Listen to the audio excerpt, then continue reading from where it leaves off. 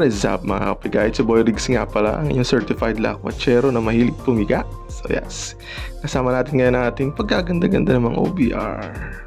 So yan, 360 view muna kay Sky na ating gagamitin ngayon sa ating ride. O, diba? Lakas niya, gawang boards works yan. Tara na. Matapos na nga namin magpagas, pupunta na kami sa meeting place sa Hypermart, Batangas City.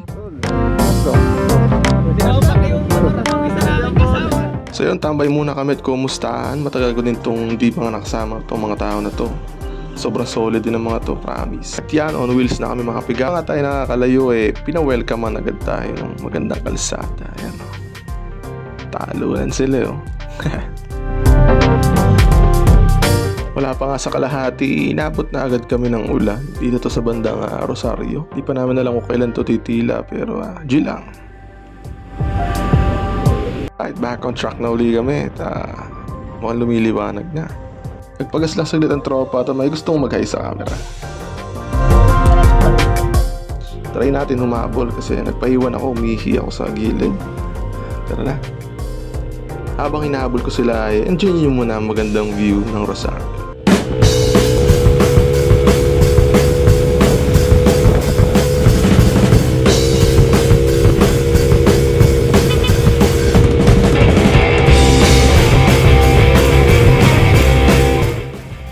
May naabutan akong grupo dito, akala ko sila na.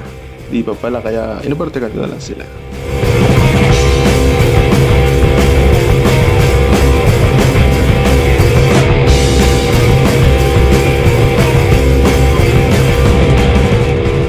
Makaraan ng ilang kilometro magkakasama na ulit kami. Ito at binobola pa ako ng tropa kong si Panya. Hindi na daw stuck.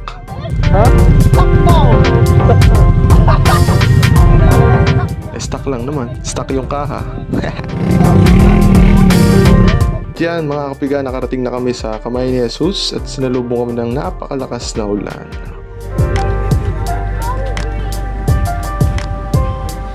Pagkarating mo sa dulo, gawing kaliwa ay makikita mo ng napakagandang view kung saan matatagtag talaga ang pagod mo pagpunta dito. Habang inantay namin matapos yung misa, sumaglit muna kami dito sa may souvenir center na kung saan marami kang mabibiling mga religious items at mga memorabilias.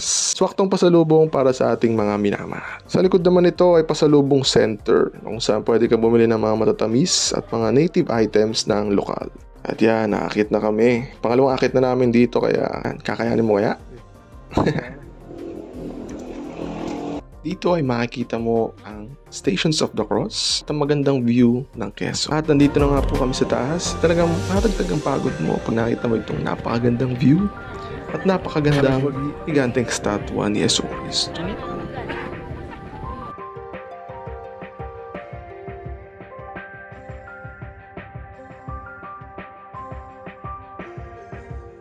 Pagtapos namin bumaba, agad na rin kaming umalis dahil mukhang may nagbabadyang ulan. Salamat sa mga nakasama, lalo sa mga klase ko ng high school. Yan, sila JC, sila Ira, tsaka sila Panya.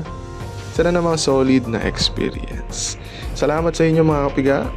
Like, comment, and share sa ating vlog. Salamat.